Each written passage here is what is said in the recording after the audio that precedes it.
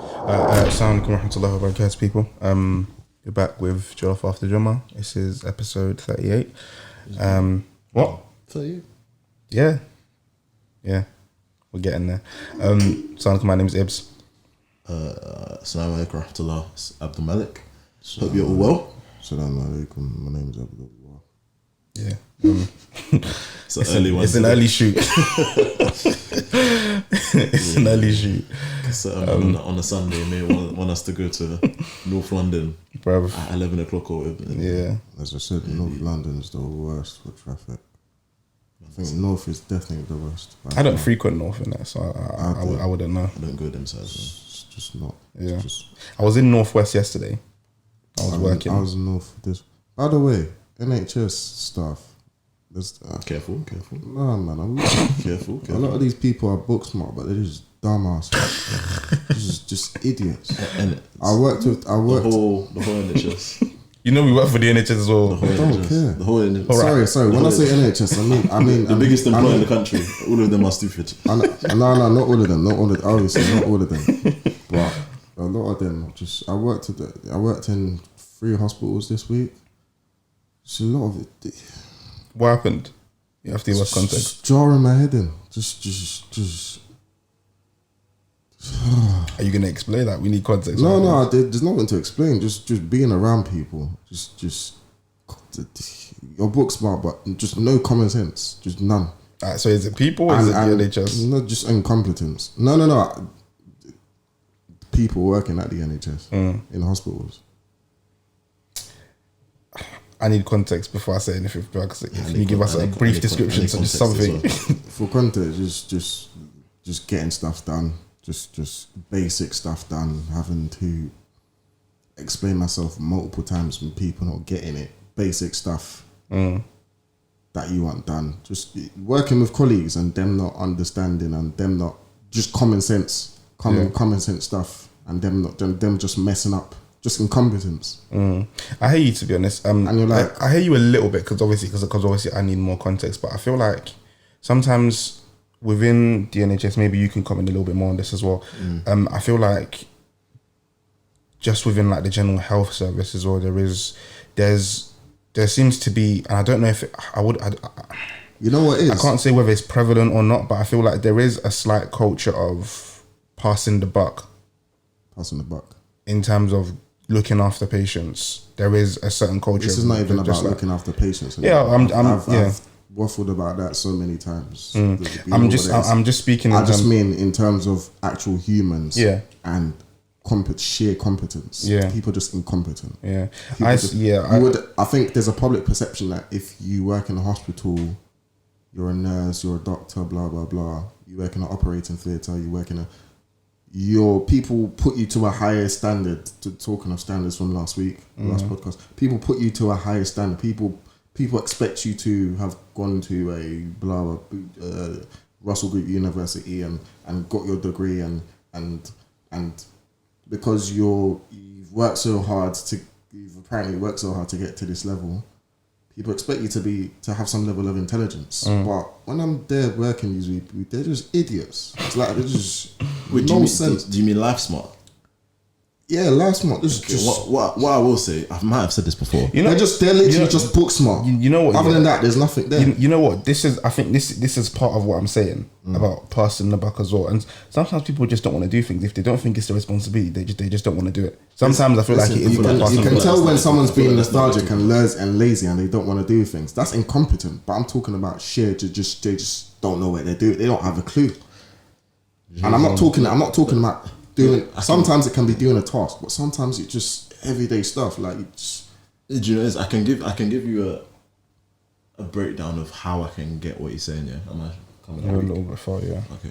So one. Do you want me to give just one? Yeah, example? You give your example, then I'll give you my example because I can kind of support what you're saying in a way. Obviously, while still defending people. But I get what you're saying, and I can explain. I can shed some light on why that might be. Okay, so I mentioned operating theatre because that's the first thing that came to my head. I was in a hospital and they needed some equipment transferred from one one department to another because my company was sorting out their data entry systems. Basically, one person was meant to contact another person. Literally, just all they had to do was say something to another person. Just literally communication. They got that wrong. Then there was the equipment that was meant to be sent. They neglected to do that.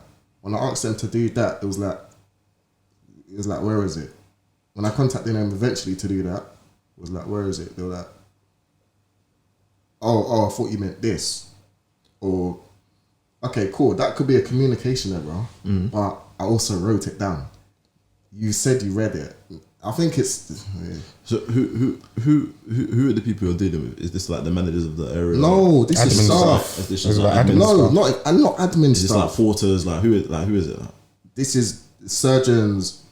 This is just people, but this is the actual staff. This is not, some of it. Some of it's that will be using the people that will be using this like equipment. the operating department. Operating department. It's people. Some of it's equipment. The people that will be using the equipment, basically. Yeah. So like the nurses kind of. Yes. Or a lot of nurses. A lot of nurses. Is it operating fit? Yeah. Dust heads. Okay, my mum's a nurse. Huh? I'm sorry. No. Thank you for Let me Clean it up a bit. Yeah, let me clean it up a bit. Yeah, hello mums are nurses. Not just because mums and wives are nurses, but because it wasn't. I must stress it's not everyone. I couldn't care less. If it was everyone, I'll say it's everyone, but it's not everyone. But it's frustrating because that's mostly what I experienced these last 2 weeks. Like just half the people I interacted with, and it might not even be me having to work with them. Just having to be around certain conversations where I'm just losing brain cells. Just being around it, and I can't move because I'm literally working there, especially in the staff room. Anyway, I've waffled enough. When it comes to in the NHS here, most people or a lot of people in their roles, for example me, for example you, the role that you do, you're trained specifically to do a certain probably clinical job. So I'm trained I've trained for 4 years, literally 4 years just to be a pharmacist, and you trained for 3 years to be an audiologist. Yeah, but what happens here is that because of the nature of the NHS and the nature of obviously people in their jobs, they want to progress. When you climb the ranks often in your position, and this might not appeal exactly to your example, but I'll get to that in a second. When you climb up the ranks, and it's a frustration I have as well, you climb up the ranks, but instead of, when you have a system where there's no pay rise in the NHS, innit?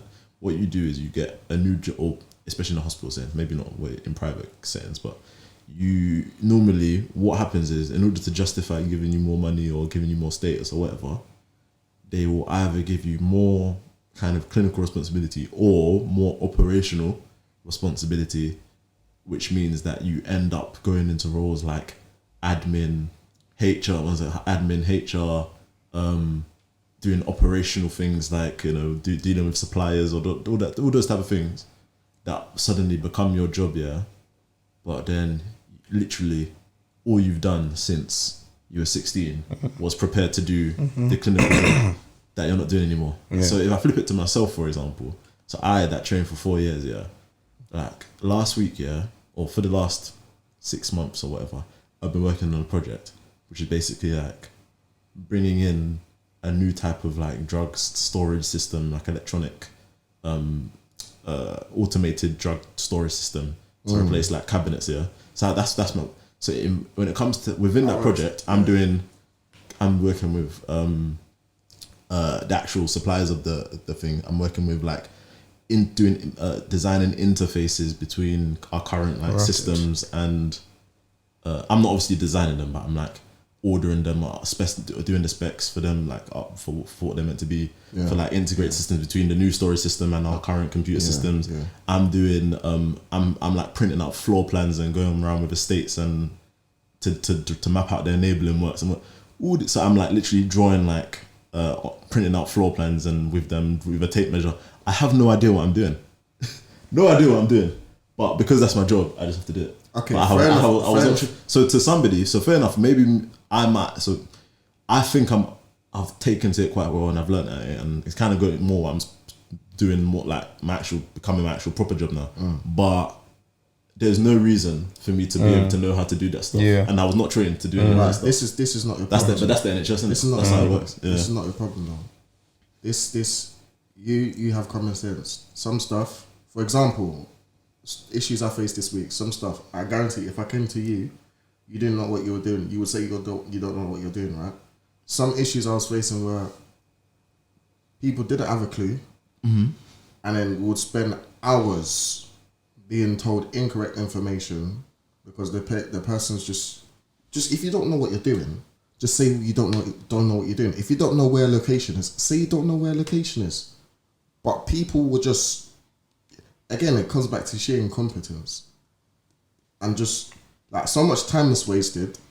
And I don't know if it's because. Can you explain a bit more like what exactly you were doing to make it give a bit more context? If you can't, fair. But if you have hours, no, just like as in a brief, because I need to. Yeah, there's gaps in it that I need to. So you're what you're installing. You're moving equipment from one place to another. That's not just what we're basically just sorting out IT systems. Okay. For 2 weeks. Okay. Sometimes I would send guys over. Sometimes I'd be there myself. And you needed to, and what specifically you needed them to do? Basically installing equipment, set up equipment. Sometimes it's just we would need to software or hardware. Both. Sometimes we need to, and it's not just my company. Sometimes we always outsource guys, so we employ guys from other companies to for anything that we couldn't do. And what you needed from them was to, take equipment from the loading bay into the department or what? No. That's just logistics. That's similar to career work. This is not that. Even with this, they employed a career to go from Denmark Hill to North London, and the instructions were written clear, but somehow they got it wrong and they didn't know what they were collecting. You know what? Let me just, because for me to explain everything and do you know what? Yeah, I feel like I'm getting more frustrated even thinking. And for me to, I feel like what you were explaining isn't explicit to NHS though. It's just general. It's just people, and some people just don't have comments. For example, what I noticed is that before I started driving, Uber drivers have the worst observation skills. Hey. It's like they can't see anything. Uber drivers, why you think so many of their cars are crashed up? It's like they can't see anything. They are the worst. You are the ones that need you to be observant, and it's like you man can't see anything. When I see Uber drivers, I just stay back. And that's what I'm thinking. The worst drivers in the world. I don't think it's observation. I think it's what is it? It's a lack of care. These man I don't know, man. Lack of self-awareness, lack of care. Same thing. Delivery drivers that can't find where you live, and it's so clear. It's so clear. Listen, I've done it. It's just stuff like that. It's not even. And so have I. Some of them can't find where you live. It's not difficult, but this is why I think because a lot of them don't. This is why I find it, especially delivery drivers as well. This is why I find it difficult to have sympathy for them, because I've done it before. It's not difficult, bro. A lot of them it's not difficult. A lot of them, they understand. They know where the address is. They're just lazy. They're just lazy nonsense. Yeah. So I feel like what you're describing isn't. I remember one time. This was even. They can't be bothered to come to your door. They will leave it somewhere. They will turn up, look at that, say I can't be bothered, and then just drop it. Yeah. My mum was on. Let's say I'm on Franklin Street. Yeah. I'm on number 1 Franklin Street. Yeah. And then he's going to number 98 Franklin Street. Yeah. So he's going somewhere on the same road. Yeah. Yeah. So he stops me. He's like, I can't find this address. Yeah, but he's like, I can't find this address number. And then I'm looking at his sat nav, and he's like, bro, where's this place? I just can't find it. And I'm like, this is number. I said to him, what? So we're at number 1. Google Maps. I said, he was using Google Maps, yeah, or it's either Google Maps or the Apple one. and it was like, you know, like when it's got like the line, the red line or whatever, that, and then it has the flag of where he's going. Yeah, You know what he And did? then no, but it's like he's like I just can't. I'm like, big man, if you go straight, like it's literally It's down the road. there, like, but he was so like, bro. You know what he did? You know what he did, to be honest? Because I've done a lot. can't read the map, I've innit? done a lot. I've done a lot of delivery. a lot of around people the can't read night. maps, but you think they can because you think it's easy, but You know what it is? it's actually a skill. Yeah, You people know what can't it read is? maps, yeah. Man probably put in the postcode. No, but it had the flag on it. It had the flag. So like, you know the flag, the checkered flag that says so You are your destination, Like, so you just Yeah, need to but go straight. sometimes the postcode takes you to a different place on the same road. Bro, the flag, like, you know, like I was using his phone, like. To Anyway, see. one of the stories is them logistics, delivery, whatever. I guess the difference is you don't really expect them. And when I say, I take back what I said about NHS staff. It's not NHS staff, hospital Thank workers. Okay, Hospital that's me, workers. still me. No. Because there's a I difference. thought I was off the hook, but yeah, still me. No. You see, delivery drivers. Yeah. You don't. It's not a. Should I say it's not a skill job? Is that correct? It's not a skill. It's not a skill. It's not a skill job. no. You don't expect somebody like that to. Not that you don't expect them to. Not that you expect them to be stupid, dim, but you don't expect them to be the most intelligent. You don't expect intelligent. You don't expect someone to come to your door and say, "Yo." You don't have a high standard for what. Yeah, you don't have I guess you don't have a high standard for you, but the very bare minimum But a lot that you of expect them are is common students. sense. A lot of them are but students for. So a lot the of them very are smart. Like, so. the very bare minimum you expect is common sense, but apparently you can't expect that from Common anybody. sense ain't common. They need to come up with a new word for it. It's actually uncommon. Yeah. And the difference between, like I said, the difference between that is you don't expect much from them. Hospital staff, like I said, you expect a level of intelligence, a minimum. So you have a high standard set, and we're not even talking But about. the person can probably put your heart back together with it split in half, innit? So there's different types of. There's different types of. That's if they don't mess it up. There's different types of intelligence, isn't it? That's if they don't mess it up. guess That's So what I'm like, saying. like, All they have been expected to do in their life is to show one type of On intelligence. top of skill, yeah. So, but then suddenly man. they've got lots of different I don't responsibilities. accept that. I don't accept that at all. I can only apologize. That's nah, man. Working in a hospital and being trusted with people's lives and whatever, and being and studying for so many years. Yeah, I hear that, but there may be Is it because you studied for so many years that you're so incompetent and silly? I don't maybe they just have a understand. deficiency. Sometimes. Sometimes they brain just have a cells over deficiency in time. other places. like, Sometimes, yeah, sometimes. It would, yeah. To be guess. honest, fair enough. But guess. yeah, Like a lot of those people, like a lot of people that do harder courses, for example, in uni, have less time to do other things. They don't have time to get other jobs. And you know what it One is? second. They don't have time to get other jobs. They don't have time to socialize. They don't have time. So it can create a different type of person. You know what it is? I Depending on the person. also take back what I said about hospital stuff. It's not hospital stuff. Majority of the time, what I just realised as well is a lot of the people that were incompetent that I was dealing with were young people. Because a lot of older staff with like that you would expect to have experience because they're older, obviously. yeah. I found that they were having the same frustrations I was having. Like, certain men will look at me like, I have to deal with this every day. Yeah. And I also realised that, yeah, you have one or two old heads that would come into the staff room, chill with the young people, whatever. But a lot of the old people keep to themselves and a lot of the young people keep to themselves. I don't know if that's just my observation. Is that correct or false? Say it again, sorry. So a lot of the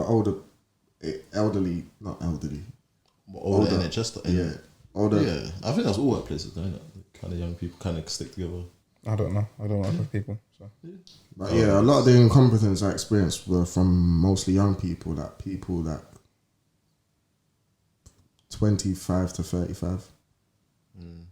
Maybe it's just a young people thing. So common sense is becoming less common as generations get People younger. say the education system. Like before, it used to be a lot more practical. Now it's not. So I do think like we're not younger people generally aren't as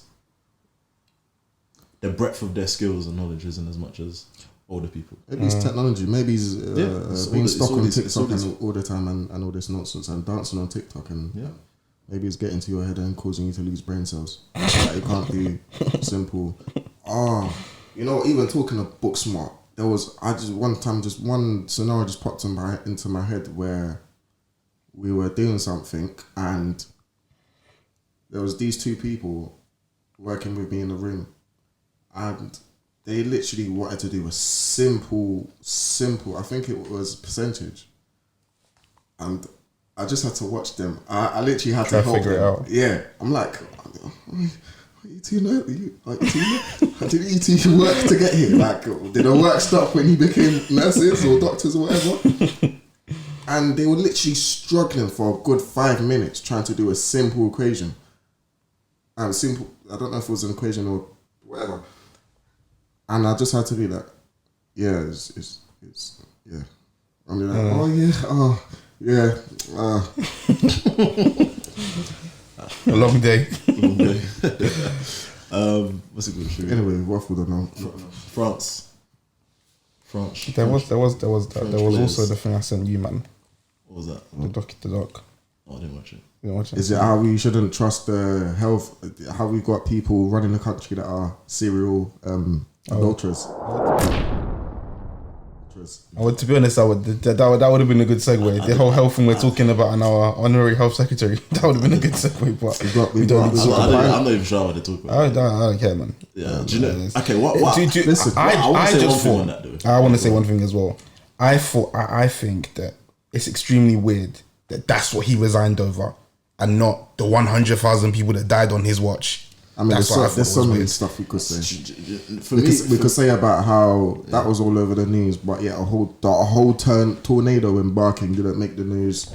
But that's the news in general. We could talk about how people are more outraged that people. I was in it. People are out. I was in Dagenham. Oh, it's floods there. And I was thinking, I was thinking, bloody hell, there's floods. Because the way that I was in 13, and the way that those are my ends. So I saw like dark. You can see darkness, like thinking, right. So and then the rain just started beating off. I saw a video of a whole wheelie bin flying in the air like it's a paper bag. There were walls knocked down and everything. Just another reminder, boy. That, if people think they got low, anyway. No, but just quick. My take on this whole politician scandal thing is, and obviously this is not me justifying anything, but it's two things. It's like why I really can't stand when the politicians do this moral high ground thing. It actually makes me sick. Yeah. When the news, for example, and when the news do this. So there's two things. All of the politicians doing moral high ground when they're all like, everybody knows that not everybody broke the rule. Everybody broke the rules in some way at some point. It's just a fact, innit? Like, especially when it comes to the politicians. So allow it. That's one, and that's why I kind of, as much as I do not respect this man, as much as I don't respect this man, that's why at least I do have a bit of respect for Boris Johnson's reaction in terms of basically kind of backing it and not sacking him because of the fact. Firstly, it's hypocritical. You see why? I think it's not that I'm giving him credit, but I think it's a show that at least he has an understanding that why would I sack this man? He has an understanding because he's been a serial adulterer himself. No, not the adultery. I'm talking about the breaking the rules bit. Because firstly he did the same thing. Secondly, because everyone's saying that he broke the rules, so he has to go because they're all hypocrites. You're literally a hypocrite. Yeah. So allow it. And secondly, when the news does this thing, about Matt Hancock breaking social distancing rule, call a spade, man. Like breaking. They've got a picture of this man doing all what he's doing with the woman, and they're saying breaking social distance. He's done far worse as well. Yeah, he's done far worse than this. I didn't even see this as a big deal. There's so many reasons why. He's done far worse. For me, there's three reasons. There's three reasons why. The news, they're not talking about. Just say the man cheated on his wife and it got baited out. Allow the social distance. Yeah, that was it's jarring, man. Yeah, because that's obviously the issue. Yeah, but you're not seeing the reason why. I understand. There's three reasons why I understand why the public might be outraged. Number one, he's in a position of trust. He's in a high position of leadership in this country. Yes, the leadership in this country, you're meant to. It's an illegal recording though. the people. To me, If a man's family can't trust him, then how do you expect the country? But none of their families. I assume they're all doing nonsense. Okay, because cool. a lot of them are. 100%. So all it is that I don't trust these man anyway. So all it is he got caught on an illegal recording. Yeah. If he was doing it in Nando's, that's different. Secondly, the main reason why is you're forgetting he set the rules. That's the difference between him. I think that's another gem. They all set the rules together. He comes out and explains. Okay, but he's the PR. He's the whatever. He's the frontline man. Exactly. You can't have a frontline man setting rules and he's breaking them to a public opinion. He's breaking them. We're forgetting. He's breaking them, but he's breaking them because he got caught breaking them on illegal recording. Next man, I'm not. Forget what he wasn't. He wasn't in Burgess Park. Like, listen, my opinion on this stuff. I'm talking about the public outrage, the public opinion. I'm talking about why that. Yeah. I can see where it's coming from. I can see it, but because you're forgetting. Next man haven't been able to get married. Man haven't been able to go to funerals. Man haven't been able to do any of this stuff. Fair enough. They've been told that you're not allowed to do this. You're allowed to. They've been given a set of rules, and they've seen the person who set them. To them, they've seen this is the figurehead. This is the image they see in their head when they think COVID rules. Fair enough. Doing this stuff. Yes. Why do you think the public wouldn't be outraged? Yes, and look, and I heard that as well. Yeah, Go on. Thirdly, go on. Thirdly, I forgot what I was gonna say. Sorry, three things I was gonna say. The thing is, it's not even that I disagree with any of what you're saying, but it's the outrage. Because if you're outraged at him, because to me, what we saw was something we were not supposed to see. That's one, and that's something that I think has to be taken into account because we are not supposed to see that. Yeah, and let me put aside to the fact that the third thing I was going to say was do your third thing. The third last thing I was going to say in regards to, I wasn't really surprised, but I was just kind of wowed at the way the people kind of rubbished or kind of diminished the severity of, because the people, the public are the public. Like, yes, and me personally, I'll say. Yeah, that's by far the biggest crime. Yeah, but and if that was the angle being pushed, if that was the angle being pushed, I wouldn't be saying what I'm saying now. Yeah, but that was the angle being pushed. I would still say, me personally, my own opinion, I'll still say that's man's own business. However, since he's in a position of trust, I'll see how that kind of that comes looks into bad and blah blah blah. Etc. Like when you're, for example, how many footballers or CEOs or whatever have you seen step down because of something that has nothing to do with the actual job description or the actual work? It's not because of how it's going to affect their work. Well, technically it is. It's more PR. You bring your office into you bring your office into like distribute like it does. How many times when you went to school did you face repercussions for stuff you did after school? It doesn't just it rolls out kind of thing. So that links to what I'm saying. If the story was blah blah blah has resigned because it has come out or it's become apparent that, or you know what I mean, people have seen that he is cheated on as well. No problem.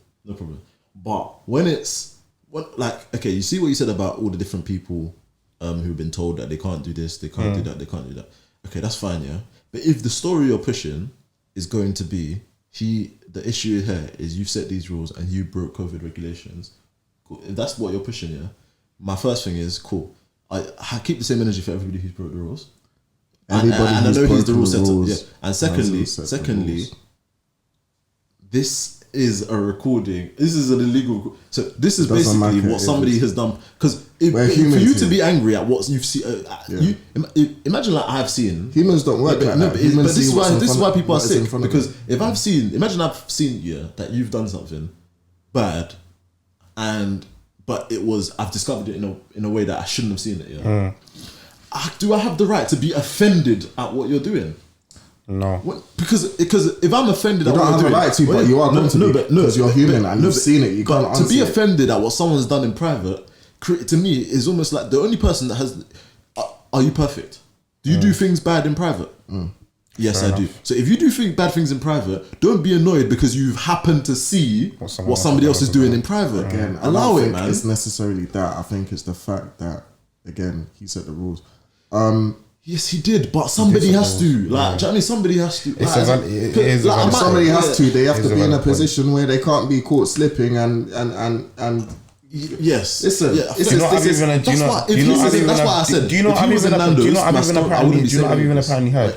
There was And someone. I'm sure they had this time ago. I'm sure they're sitting on this as well. Listen, how many people in the public have slipped up, but they've made sure and they've gone to extreme lengths to make sure it doesn't go out there because it will affect their brand. Yeah, but it depends who's But on he this. didn't slip up in public. That's what he's saying. He did slip up. He didn't slip up in public. Bruh. It's in private. CCTV. It was CCTV, wasn't it? I've even heard apparently that camera was placed there It doesn't surprise me. to catch him. Doesn't surprise me. Yeah.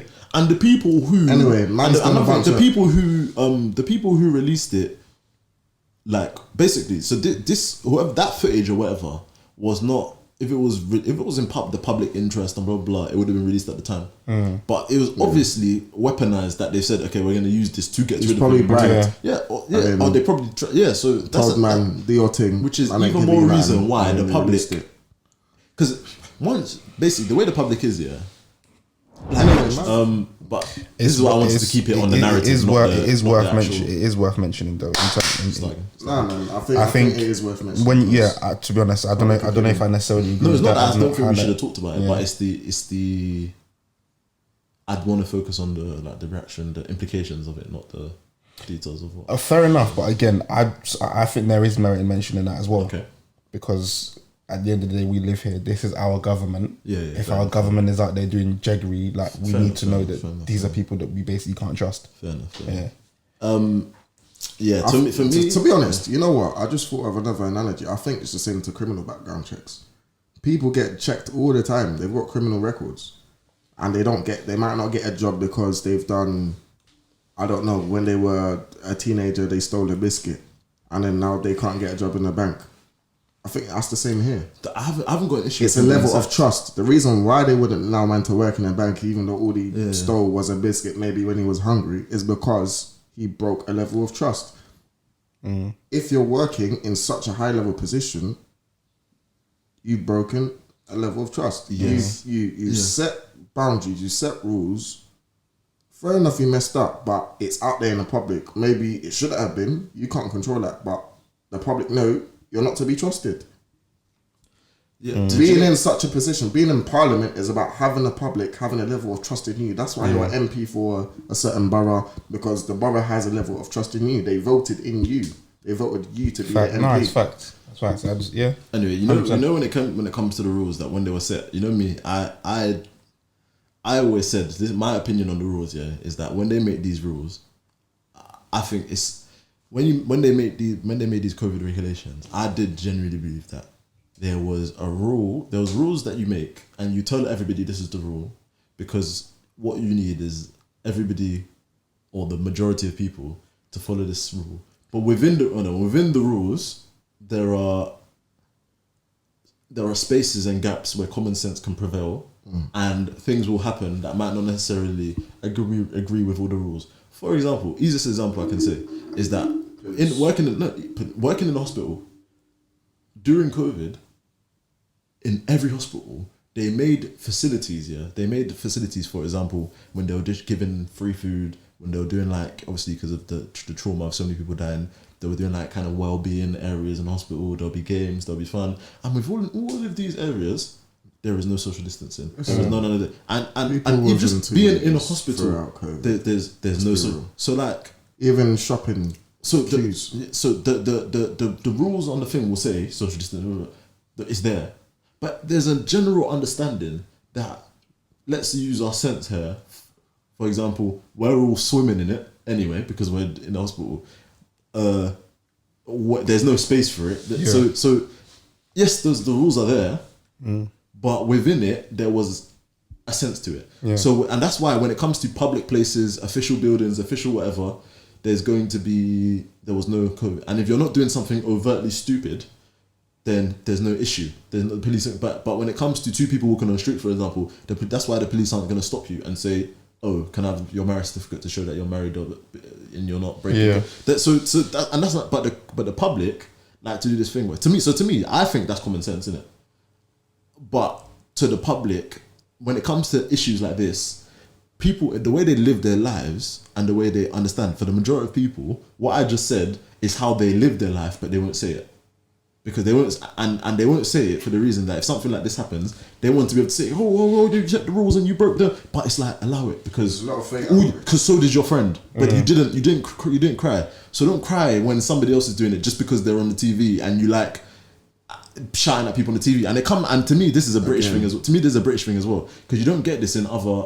Like, there's this thing that when it comes to anyone who's in authority, you just have this desire to want to tear them down just because they're there. Because if they're a celebrity, if their face is on the TV, if they're in a position of power, you see them and you've just decided, anything you do, I'm going to catch you. Happens with footballers. Same thing. Anything you do, I'm going to catch you. I don't think it's necessarily fame. It doesn't happen in other countries. It doesn't happen in other countries. You know what? And you say what you want about, Africa or whatever, or Asia, but the authority, like there's a level of respect. It's not authority. However, in this country, if you're in authority, you almost basically have to apologize for it. Or if you're rich or you're favored, you spend your whole life apologizing to the public. It's not if you're rich or if you're in a level of authority. I just think it's if somebody has something that is, if somebody is blessed in a certain area of their life, whether it be wealth, whatever. You don't need to be famous. You don't need to be an authority. Even just having money. If you're blessed to have a level of wealth that outwardly appears, and let's say you win a news article or whatever, there's a level of what you're saying that people wanted to, even let's say you went to a car park and you parked in a disabled bay and you're disabled, you have a disabled pass, but it's not a visible disability.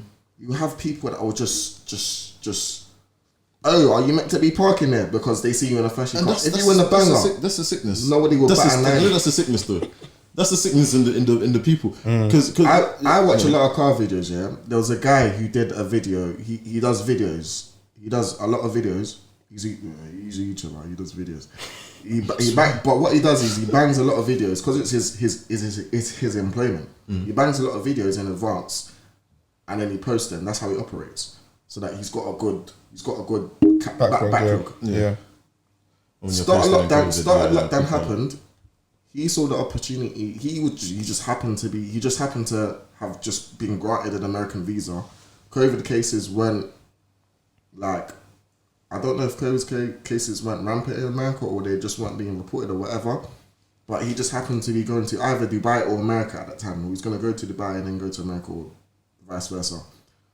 The way people, because the lockdown happened in the UK, but his videos were still back. The way people were getting onto him, yet some of these men are still going to barbecues. Yeah, it's again. That's why I hate when it comes to hypocrisy. That's hypocrisy. 100%. It's the same reason why when we started the podcast, we would talk every episode. We're always talking about how we weren't breaking and stuff like that.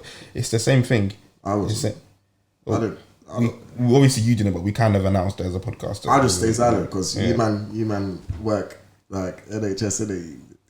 Oh yeah, fair enough. So because you never listen. That's how mad it is. You think they had enough numbers to sack me? But this is the mad thing. This is the mad thing, though. If we had millions of listeners, millions of followers, 100. And they saw us, that's how mad it is. It could have affected your employment. 100 because they saw us in the room together. That's ridiculous. Yeah. I find that mad. Yeah, 100. And again, like you said, I agree with you. It is a British thing because, like I said, going back to cars, we have a level of, and it's not just to do with cars, but we have a level of in this country is, I don't know if it's jealousy or people just don't want to mind their business, or we have a level of, I don't know. People just don't want to mind their business. No, it's to me, it's bitterness. Yeah, it's bitterness. It is because at the end of the day, like, and another thing about, like, for example, I'm not saying that politicians are great or whatever, yeah.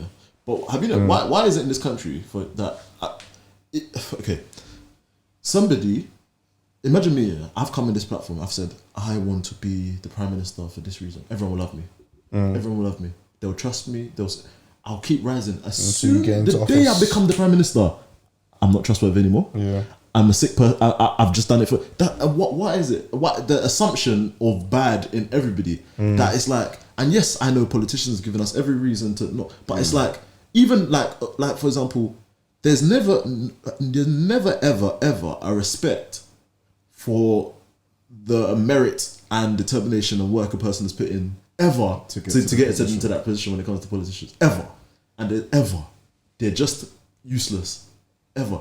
And it's because of the fact that another thing is with the way the democracy works in this country as well, which is a bit disgusting, that the nature of the opposition party is no matter what happens to tear down the other party. So if Boris Johnson, Boris Johnson sacked him, the Labour person will say, the way you sacked him wasn't right. If you kept him, you shouldn't have sacked. If you kept him in a job, the way you should be sacked. Well, no matter what happens, there's people and that will be what the news is pushing out. And then people support it. So it's just another thing. All it is just you just reminded me of another thing. Another reason why people might be getting onto this guy Matt Hancock so hard is because there was a second degree or even third degree of level of hypocrisy. Remember, we jumped on this pod and I said, man was, I think you cut it out, but man was doing jiggy with somebody else's wife. I think it was another, ironically, another health scientist or whatever. Okay. Don't you remember? It was in the newspapers. Vaguely. There was a guy that broke COVID restrictions or whatever to go and cheat. The advisor, yeah. Oh, okay. And people are angry at the Hancock guy because he said specifically on that situation, something about he shouldn't have done that. I agree with his decision to leave. Meanwhile, he's doing the same thing. I think that's another reason why. So you can't. I think this scenario itself is. But do you know like no matter what happened, without that, the people just don't like that. No, but do you know like all the okay? If somebody has more reasons to justify you attacking them, people will use that and start saying that this is why I'm attacking you. But at the end of the day, no matter what, even if he didn't have any of these other strikes against his name, they were still the same. It wouldn't change the outcome. No. It wouldn't. No. Would it change the outcome? No. Say that again. No matter what, if these things didn't happen, the public, if his career, up to now had been squeaky clean, if his career had been up till now had been squeaky clean, but the only thing that happened was obviously people would say hasn't dealt with the whole COVID thing as well as he could have, which is I have dispute with that anyway. Would it affect how people are reacting? I don't. How did people react to him last week when I was here? Huh?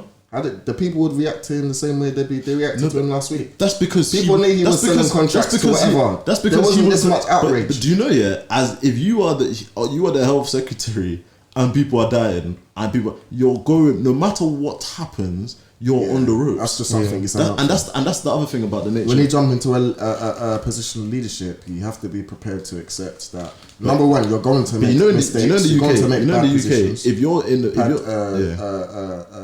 decisions, and number two, not bad decisions, you're going to make mistakes, and number two, you're not going to, this is life, you're not going to please everybody. It's impossible. But in the UK, if you are in a position of power and it rains too much, you're on the ropes now. That's how it is. If something bad happens, whatever you've done will be criticised. Even if 1,000 people could have died and 500 people died, you'll never get praise for that.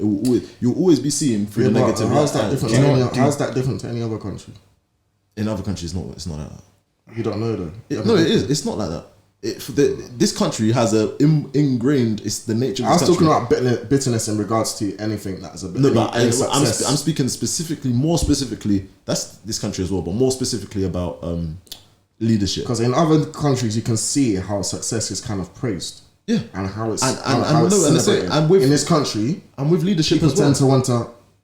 People tend to want to hide it. Yeah, with leadership as well. It's the same thing. There's an inbuilt feeling of disdain towards anybody in authority in this country. You know what I think? Yeah, but that comes from somewhere. I feel no. I think that's to a degree that's expected and that's worrying. I don't. But it's not. Do you know what? Yeah, I don't even think it's necessarily. No. I don't even think it's necessarily true. Look at someone. Hold on. I don't think it's necessarily true. I feel like it's about our perception as well. Do you remember a couple of weeks ago, I was talking about. I think if we were conservatives, we'll be talking differently. Exactly. This is what I'm saying. I feel like it's our perception. Not all conservatives. Yeah, okay, you know, remember what I was saying the other week about having everyone politics, by the way. having to. I was basically talking about how your feeds are kind of like designed to see the things that you agree with, and just basically on that, I feel like with our perception, the way that we see things, being a government that doesn't, I guess, do things in our best interest, so like conservative or more. I'm talking about before, man. I'm talking about going back, years back. Because think, like, look, you know, there's a whole. See why I say? No, what I'm saying, but you see why I say this comes from? You know the comedy culture in this country, like, you know, British comedy is based on battering the government. That is the whole British comedy industry is based on attacking. And fair enough, it's funny word, but that's regardless of whoever's the government is.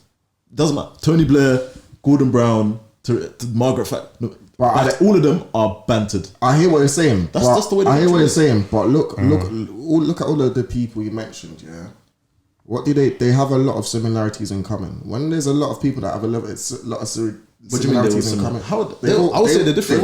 I don't think they're all the same. Oh, is there anyone you know that has come working from? Because I see every time you look in the comments, yeah, you always see get someone in such position that has actually been experienced, that has actually been in the field, that has actually had a career and worked for X amount of years. And what happens when they're there? They'll call them a dinosaur. That person will be a dinosaur, and the young person. Who has that happened to? What's her name? Theresa May. Did she have like a normal life and live and what do you mean? What do you mean by normal life? I don't know. Okay, did she work in a doctor as an NHS doctor for 30 years. Gordon Brown, kind of more working class background, battered. What's his name? The one that they say is anti-Semite. Jeremy Corbyn. That's what I'm thinking of. Jeremy Corbyn. No matter. But the thing is, but this is and he's the person that came into mind when you were talking about this, and I was talking about perception because yes, Jeremy I don't think Corbyn he was battered. I think he was held. No, that's just from 100%. But if you look at the flip side of that, there's a whole group of people that support him. Yeah. So this is what I was thinking about. This kind of perception. This goes back to what I'm saying. But okay, I hear what you're saying about perception, and it's very true. But I would say, and this is me talking about myself. Who was he battered by? What are you talking about? Did you not see the way he lost? I know, but I'm saying he batted by the media.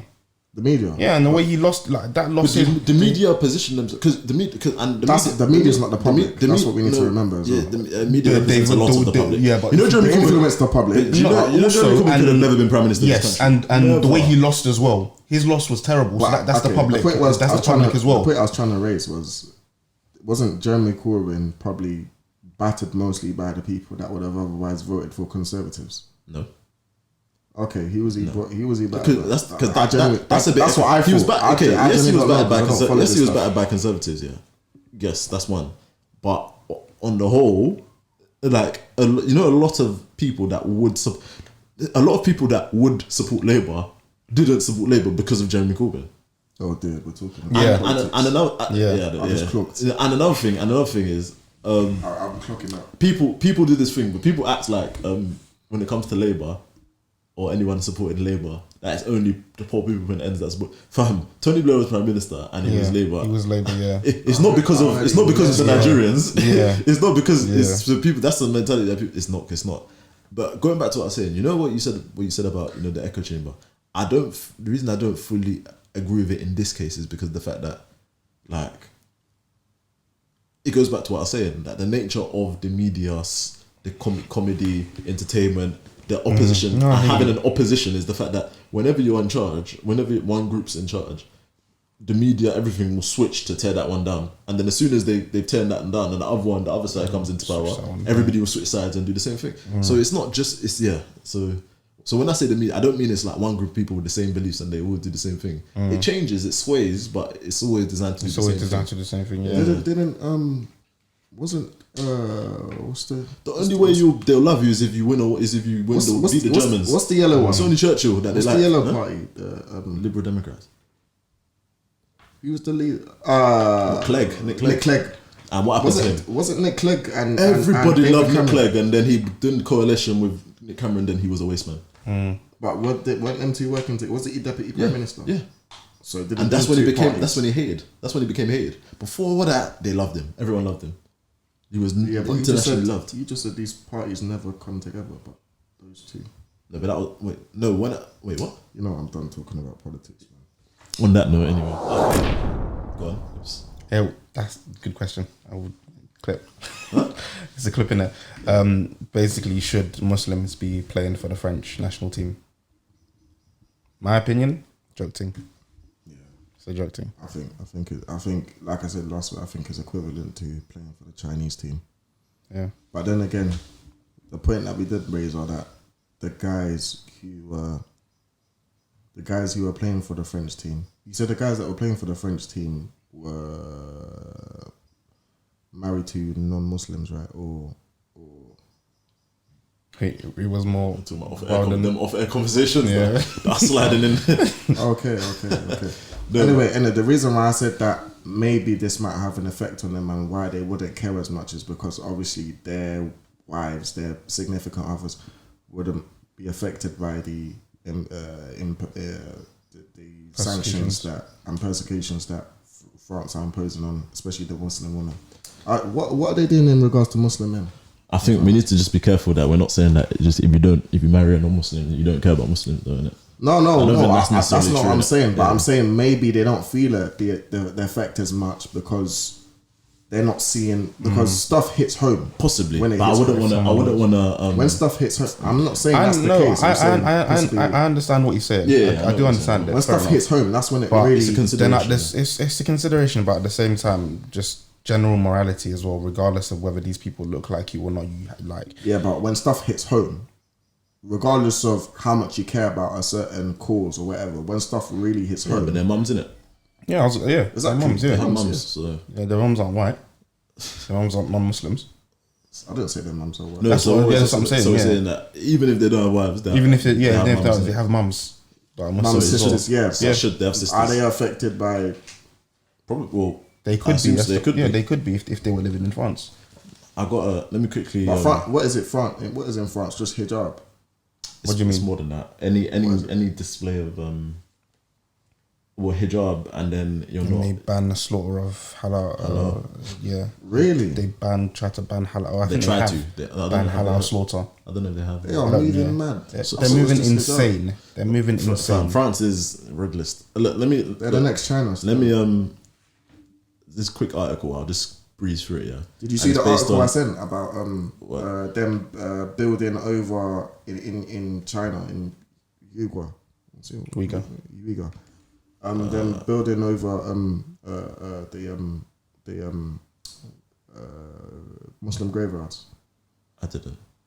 Okay, we can touch on that next week. I don't want to conflate too, but this is based after France won the World Cup. This is something that a Muslim woman, Zainab Bukhari, the journalist, has written, and this kind of touches on something that came out of Karim Benzema a couple of years ago. And it's titled, it says, if I score, I'm French. If I don't, I'm Arab. Why France needs to recognize its others. And she goes on to say, as a Muslim French woman, my feelings regarding France's victory in 2018 World Cup are divided. They are not divided about the game per se. The players undoubtedly demonstrated their brilliance on the field, and I did not see how I could be unhappy about winning the title again after 20 long years. Rather, I am sceptical about what changes this win will bring to individuals belonging to certain ethnic groups in this country, and not just the Muslim faith in particular. Nothing major, I fear. As a lot of people have been pointing out on social media, 15 players of the French national team come from Africa, while 7 are Muslims. Yet this fact is never highlighted in the mainstream media. Yeah. And while the common Frenchman might easily associate a player as having African roots due to their skin colour, they are often a stranger to the fact that the certain player is a Muslim. Not that the personal beliefs of any footballer should become the subject of scrutiny. Ideally, they shouldn't. But in the context of France and its ever-rising Islamophobia, the media should probably take responsibility and play its part in bringing more peace and tolerance to people's minds. Oh yeah, this article is coming more from the side of the media and the establishment and the French government. And for me, I think it goes a bit more into it. Okay. Some time. But while to be fair, I haven't read it myself. But why the media? Why would the media do that? After all, this is the same media which has continuously fed Islamophobia, a media that never fails to qualify a terrorist as Muslim first, but at the same time conveniently leaves their adjective out when mentioning our national players. This reality was effectively summarised by Karim Benzema several years ago when he famously said, "If I score, I'm French. If I don't, I'm an Arab." Ozil said the same thing. Ozil said the same thing. Yep. Is Ozil French? No, he's German, Turkish, I believe, right? Turkish, yeah. Yeah. Let's not bring up the plight of Muslim women who face even more challenges on a daily basis due to obvious discrimination and limitations when it comes to how they choose to dress their bodies. For all these reasons, it is important to not only bring awareness about the Muslim faith of certain players, but also to make the common man understand that Islam is by no means an obstacle to French identity. Anyway, don't agree with that. I'm also divided due to... Babban nonsense. Nonsensical. African tax. To be fair, that encapsulates anyway the context of what I was trying to get into anyway. But basically, I don't think. And that was 3 years ago, innit? So and things have changed even more since then because that went from a country that was like, you know, Islamophobic media and rumblings to flat out anti-Muslim policy, and that same. Not that I want to call out players and stuff, but that same person, if I score, I'm French. If I don't score, I'm Arab. Basically, has recently, so I don't even know. That player there's a Muslim player who, for whatever reason, separate, who said that was basically exiled from the team for something that happened in personal life. Yeah, and this is someone that should be in the squad. Yeah, they're basically their best striker. Yeah. And the same person. There was a conflict between him and another player, basically.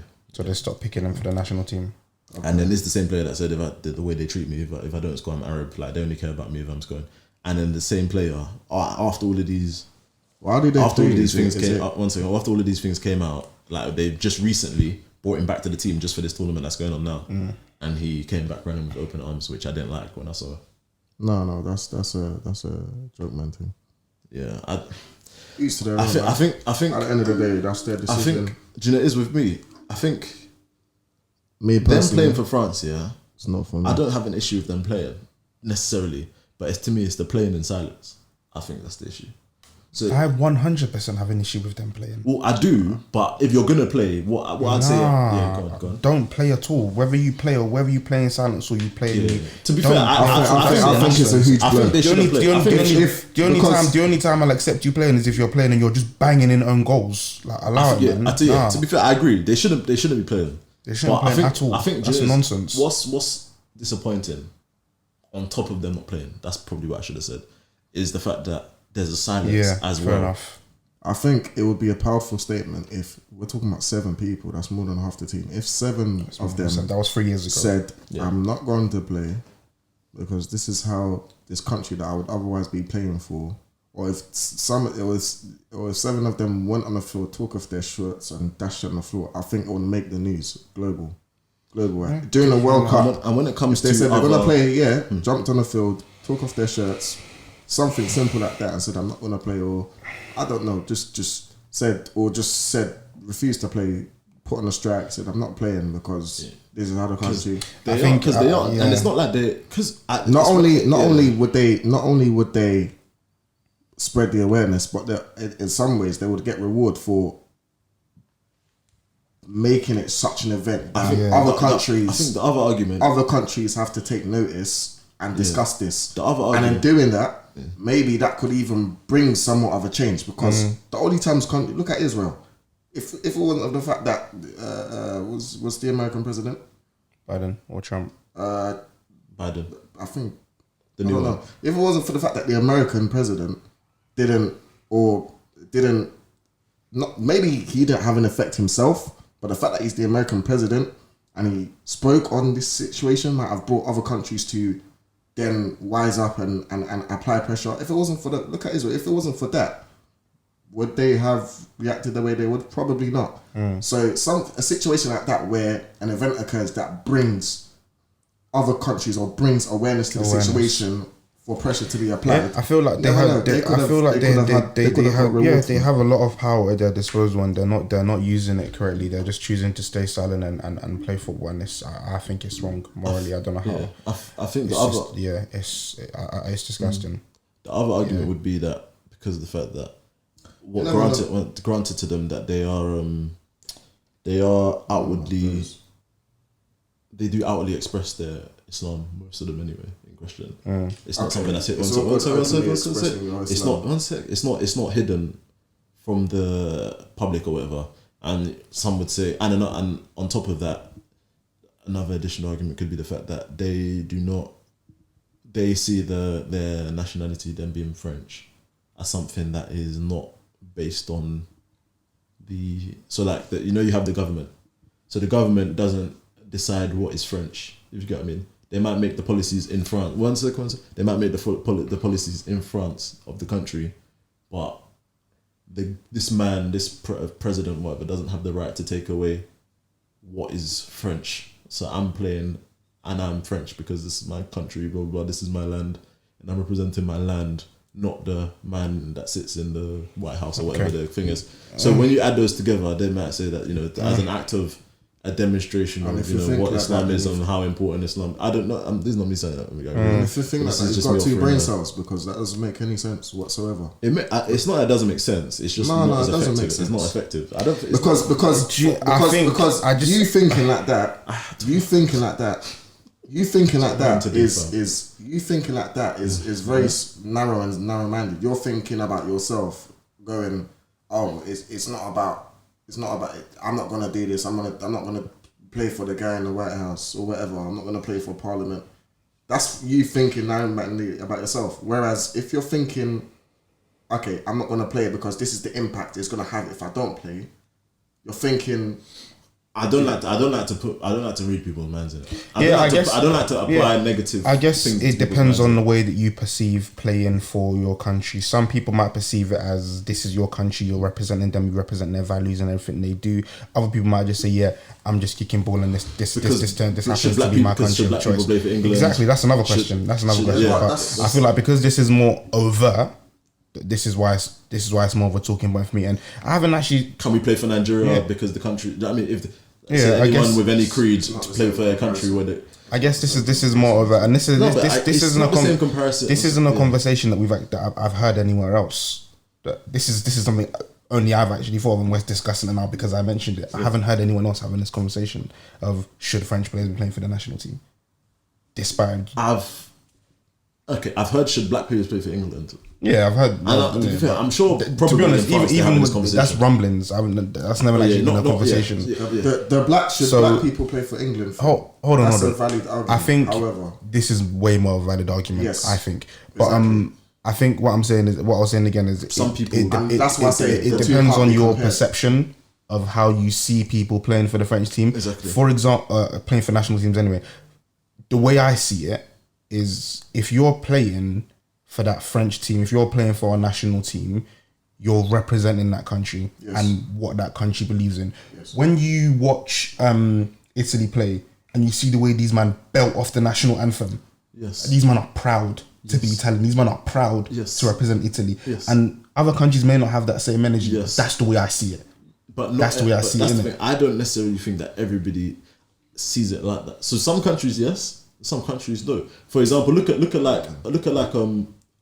Ozil and Gundogan. Yeah, they're both. You can see, especially they both. I'm sure if you ask them in the heart of heart, they believe they're Turkish. They don't believe they're German. So then don't. So then why are you playing for Germany? Because there's other reasons. Like professionally, to further their career. Yeah, for their career it was better. That's why.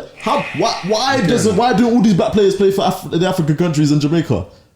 And Caribbean countries. Why? Because it's so I think that's why I don't like attaching. I don't want to attach okay, cool. I hear because that. It's easy to sit here in our chairs and say you are doing you're morally, but that's because of how we don't put your perception of something onto somebody else. It's not fair. It's not necessarily fair. At the end of the day, fair enough. I think 100%. I completely hear that. I just like to think. Because whenever we have these kind of conversations, like you said, it's always easy to sit back from your position and talk. So I always like to put myself in that kind of position. And I just think the reason I'm kind of more passionate about this thing is that if I was in that same position morally, I don't think I could bring myself to do such a thing. We hope so. Right, morally, cool. I don't think. That's what I said. I don't think. Yeah, I don't think. And I could do so. On top of that, I think it's more. This one's more sensitive because of how the reason I'd say this one's different from the black players in England, and the reason why I'd say I don't really care as much about, for example, Raheem Sterling playing for England, because I know that he doesn't care about England. It's about, you know what I mean? But it's because, same way, if I played for England, I wouldn't care. But it's more about the fact that, firstly, it's so overt that exactly. The fact that they are overt Muslims playing for an overtly anti-Muslim country, anti-Islamic country. That is where and that's why I feel like it's I'm a bit disappointed. And I'm probably more, because I'm disappointed. Well, I'm more disappointed that they're not at the lack of talking than them actually playing, because fair enough. At least when it comes to playing, I know that there might be other reasons and they might not. I don't necessarily equivalent or whatever the word is. Playing for the country and believe in every country thing the country says. Fair enough. Because that for every, think of all the different Muslim countries, Arab countries, should a Sunni play for Lebanon or something because in the Shia country, I mean stuff like that. But when it comes to Lebanon is a Shia country.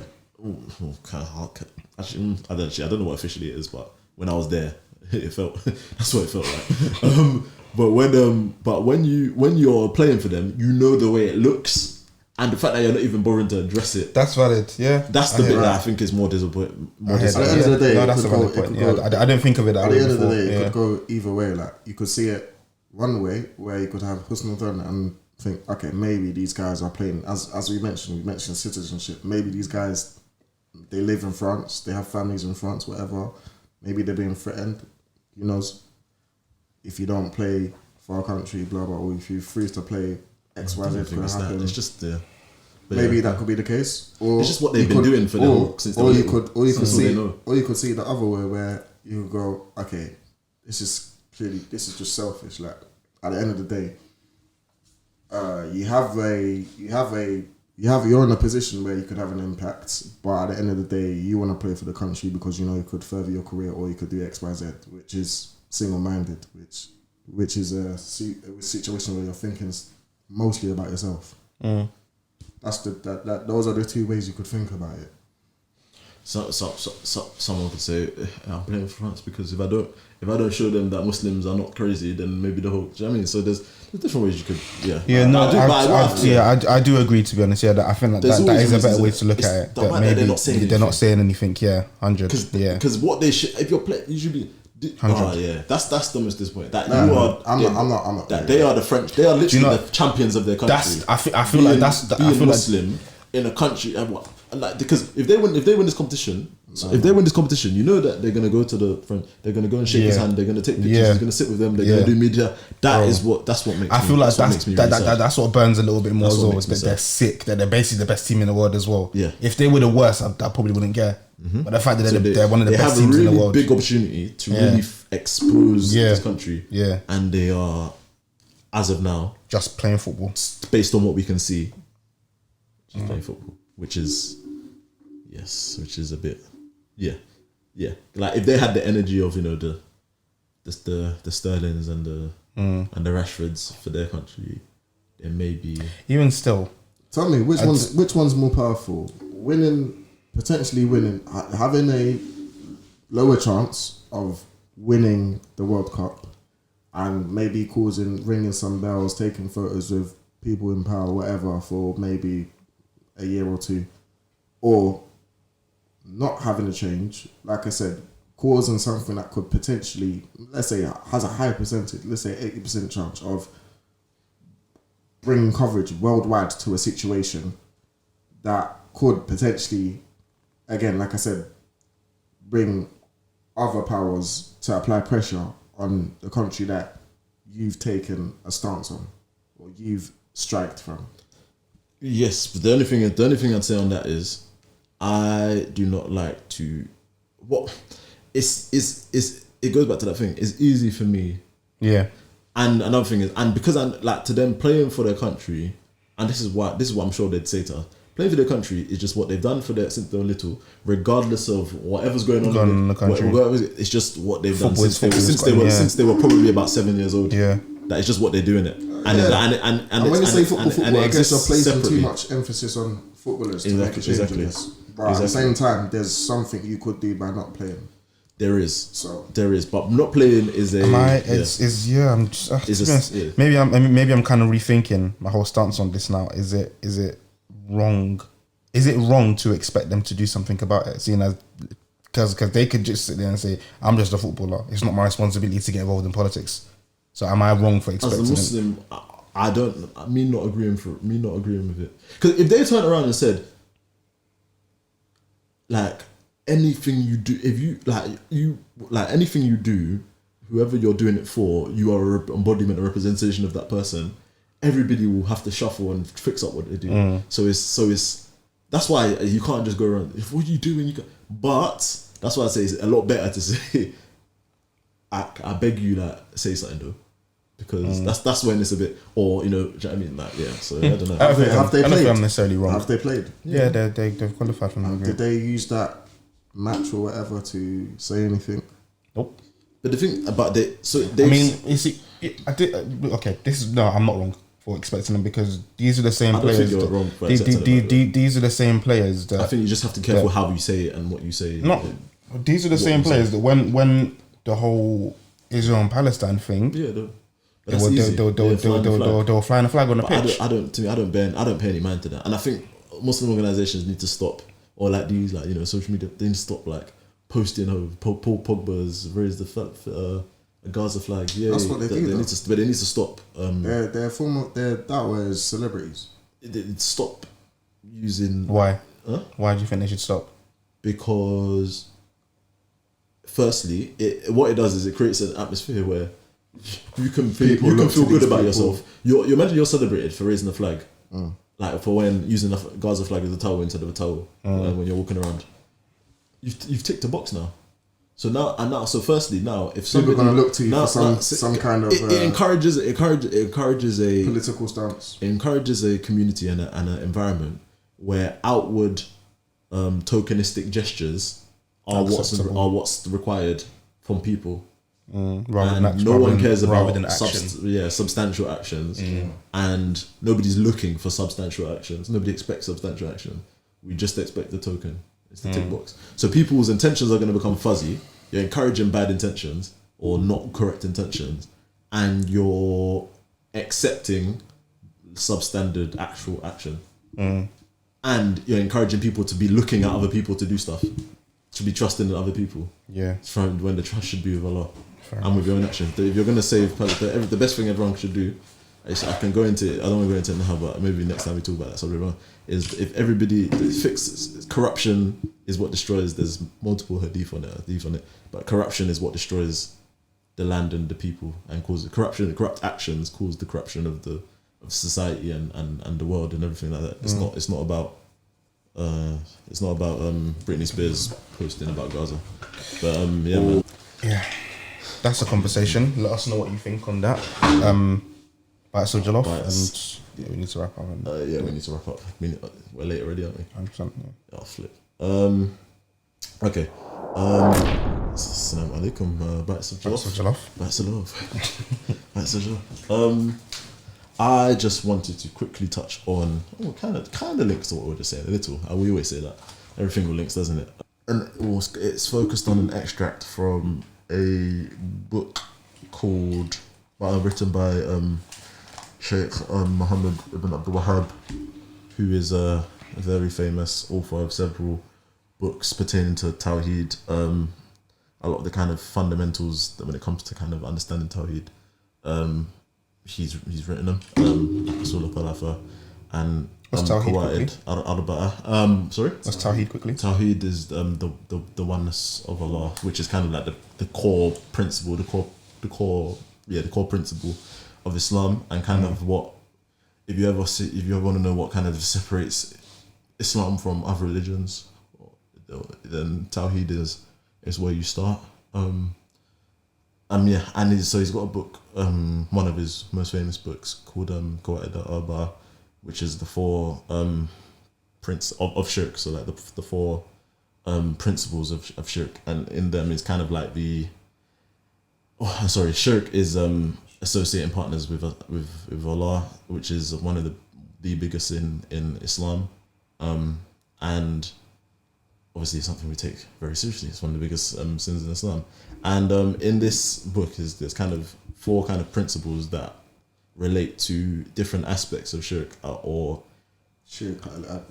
yeah. And so why they are, so explanations on different aspects of shirk and how it almost kind of like, imagine it's like 4 different ways of explaining the errors of it, or 4 different ways of refuting the people who will claim that this aspect of shirk is not an issue. So what I'm going to talk to you about today is about kind of idols, essentially. And it will be easy if I just read it. That's the best way to do it. And it's the second principle in the book. And it's that the mushrik, so the person who does shirk, will say that we only supplicate to idols and turns towards them to seek nearness and intercession to Allah. So generally, when it comes to people who are polytheists, and I'll get into how this relates specifically to Muslims after in a second as well, they will use this as an excuse as an excuse for their shirk. The easiest example is like, the kind of like Catholics, when they'll say to pray to Mary to intercede with them for God. So they'll pray to Mary or any idol worshipper. Allah has clearly outlined how to worship and get close to Allah. So, salah, zakat, all of the things that are listed as ibadah for Muslims. And there's nowhere in the Quran and Sunnah that indicates praying to anything else than to Allah to bring about something will get you closer to Allah.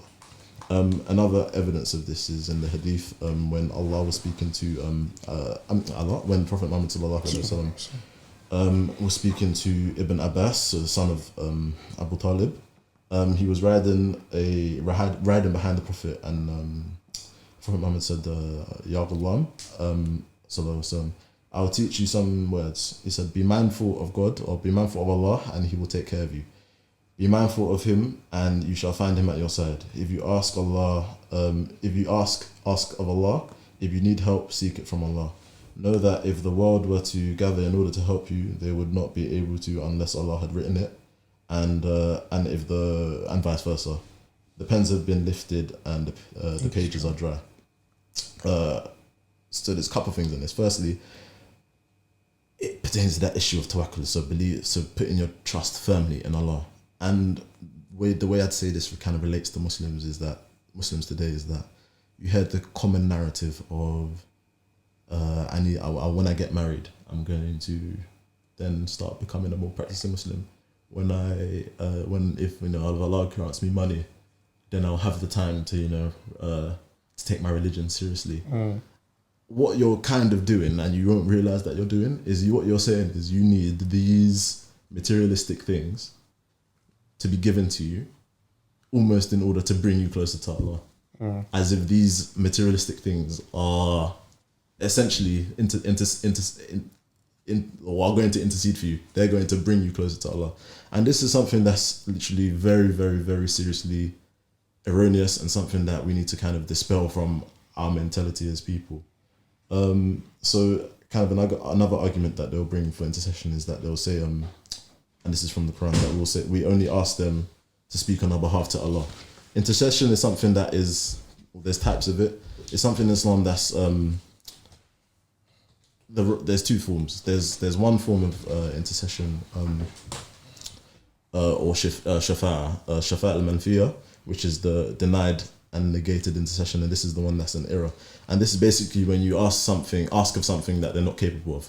So if I go and ask Ibrahim to fly me to Nigeria, Ibrahim's not capable of flying me to Nigeria, so why would I ask Ibrahim to fly me to Nigeria? That is the type of intercession that, when it comes to if I get money, I'm gonna become close to Allah.